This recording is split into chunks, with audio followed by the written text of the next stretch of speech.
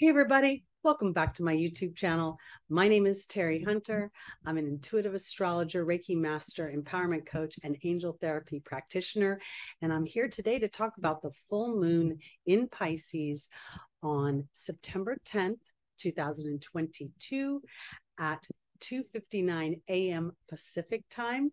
For the purposes of this video, please adjust the time for wherever you might be in the world.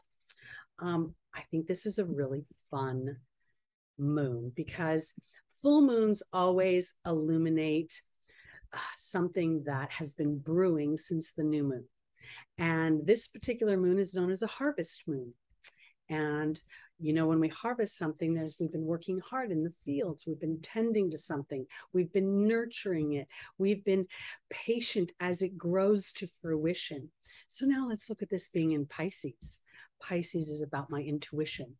It's the spiritual side of my human self.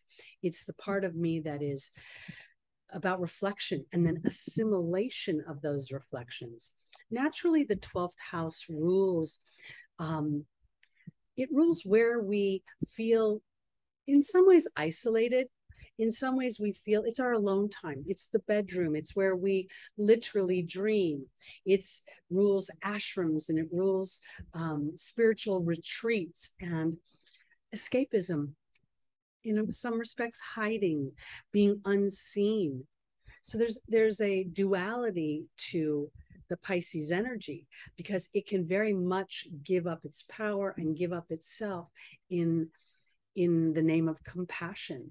So to me, this this full moon in Pisces is illuminating where we all get to stand in more power of ourselves that actually serves the higher vibrations of those around us.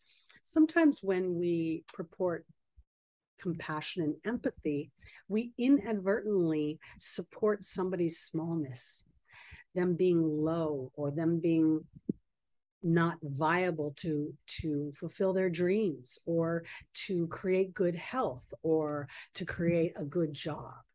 Sometimes when we sit and we converse about our challenges, we're actually giving life to those challenges. We're stoking the flames.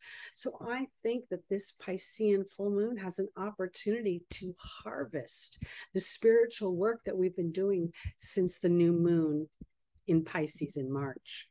So let's look a little bit about some of the aspects that this moon is going to make. And right now I'm going to bring up the chart so that you can see it, and I will go over that here. So let me share my screen. All right. So here we go. We see that the moon is in Pisces at 17 degrees right here. And obviously it is making an opposition to the sun here in Virgo. When I see any opposition, any axis on the wheel, I always think it's sort of like a seesaw. There is a cooperative component to this opposition. So where Pisces can sometimes be too watery, escape, not look at the behaviors and the intentions of situations and people around them because they don't want to look at sort of the negative. And then there's that Virgo side that can and tend to sometimes look almost too practically, put itself in a box of this is what I see from an earth plane. So what we want to do is find balance between these two energies. So what I think is going to happen as we look at this full moon is that the sun is going to make a trine. The sun here at 17 degrees is making a trine aspect up here to the North Node and to Uranus, giving us an opportunity to really have an epiphany, to liberate ourselves, to see sometimes that when we allow others to work themselves through their problems, we empower them rather than disempower them. When we know we can work through a challenge, there's a sense of accomplishment, harvest moon, that we didn't have before. At the same time, this moon will be making a sextile to Uranus and the North Node.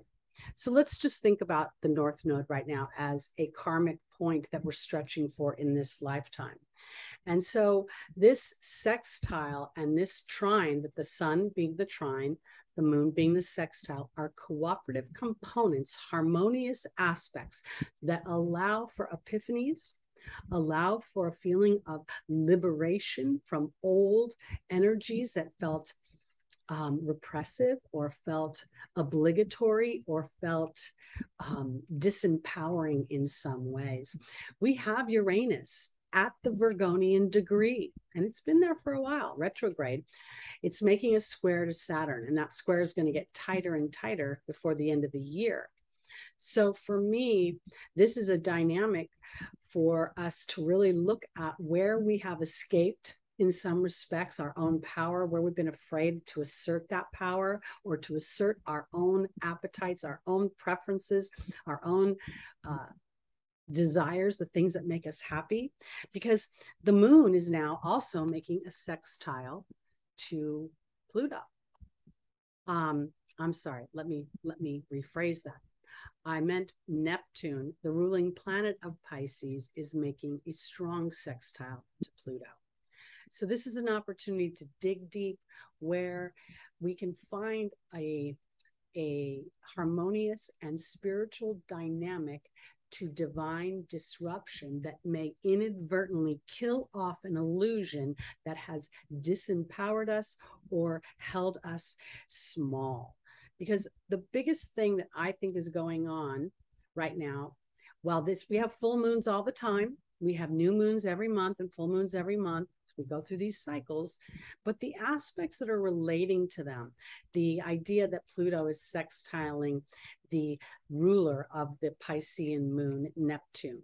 There's also the ancient ruler Jupiter, which is making an aspect to Mercury during this whole dynamic, where they are in an opposition, where as we look at Mercury in Libra, it is making an opposition to Jupiter.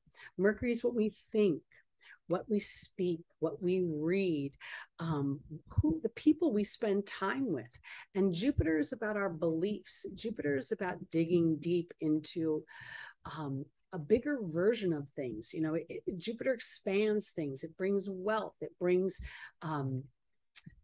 broader perspectives, new things, foreign things that come in and change how we view things and open us up to new experiences. So I feel as if the illumination could very well be this idea that I have been purporting energies that at one point were current or valid, and now they're not.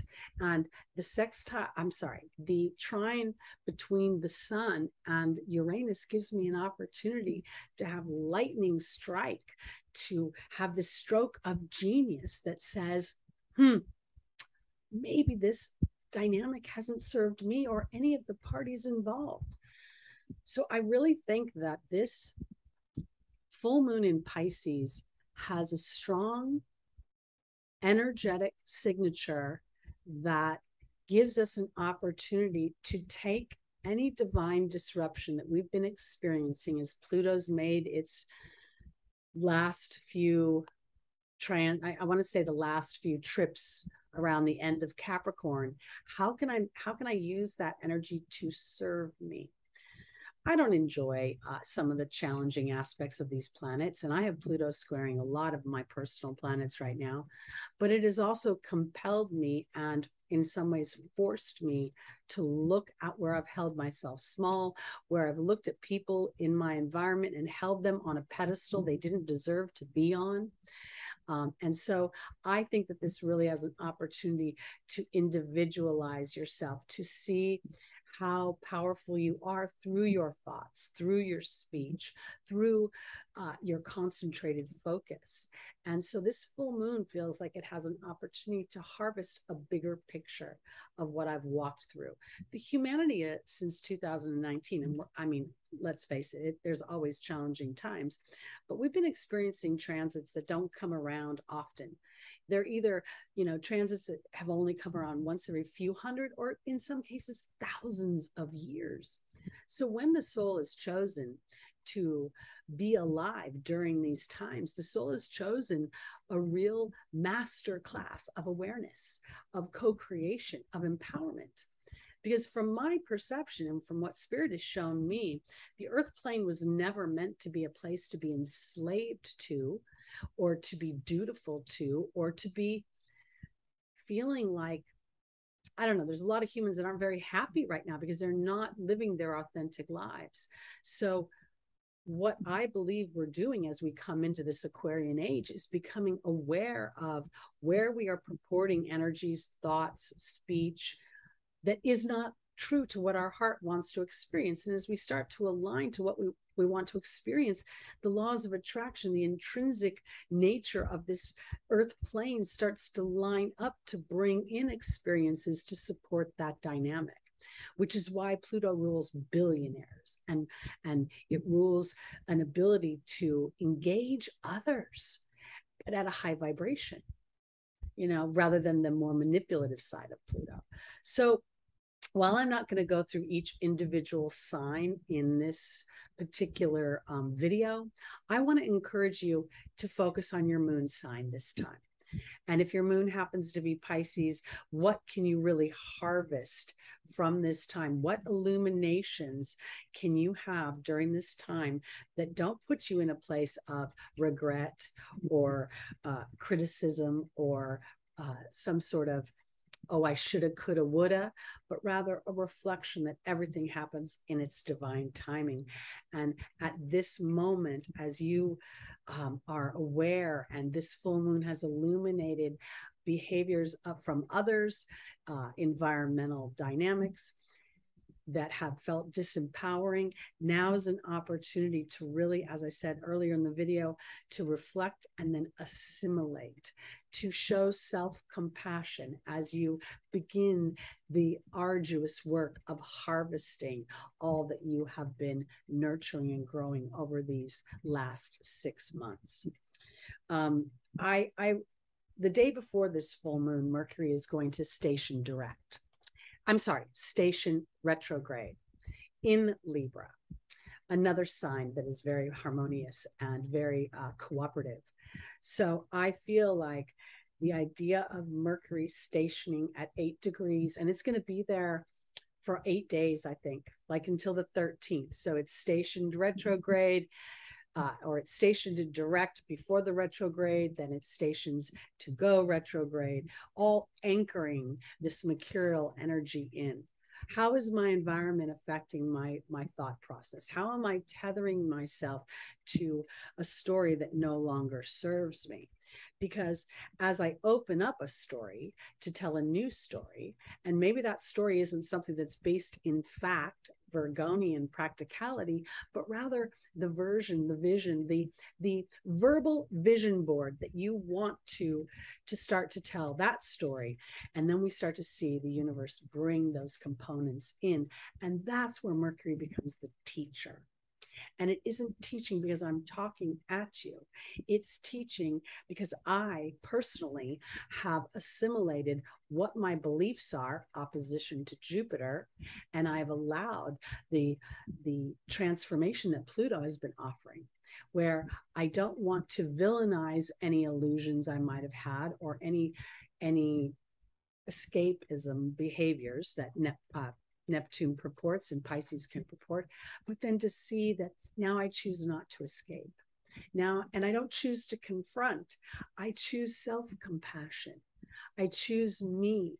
And in that, I allow myself to have this new awareness that as I serve my emotional body and as I honor my emotional and intuitive instincts, I'm actually becoming a more powerful leader, a more powerful partner, a more powerful employer or employee, friend, lover, family member. All of these dynamics are being offered to us, but they're not going to come because we've given up our power. It's more of a willingness to see and to look at the co-creation, and again, not to judge. When I look at the 17th degree, I see the Leo degree. I see having the courage to follow my heart's desires. And in doing so, I'm willing to really look at my participation. As a human myself, I have not, this last few months, I've been very aware of the wobble within my vibration, knowing on some level that I have amassed a certain amount of security for myself. And at the same time, the idea of the transits triggering fears that I've had. And my job is to sit in the seesaw right now as I allow spirit to bring me experiences that support my balance and my trust of the unknown and the unseen, but the very much focused intention, because that focused intention is a manifester. So I think this is a super exciting time. I think it calls for courage and bravery. I think it calls for the wisdom of the heart, and that the heart is not selfish, but the heart is actually selfless. Because just like when you get on a plane and they tell you to put the mask on yourself so you can save the baby, when we trust our heart and we go into this idea that our heart is important, then we are helping everybody else, which is why Leo, the king of the zodiac, rules the heart. All right, everybody, thank you so much for joining me today. I hope you found benefit in this video. Please like, please subscribe, please share, and be sure to hit that notification bell so you'll be aware of new content as it is produced. And I also want to say, if you are interested in getting a reading, I am available, and my contact information is below in the description. Thanks so much, everybody. Enjoy this harvest moon, and may this moon start to illuminate how important your being energy is on this planet. Peace out, everybody.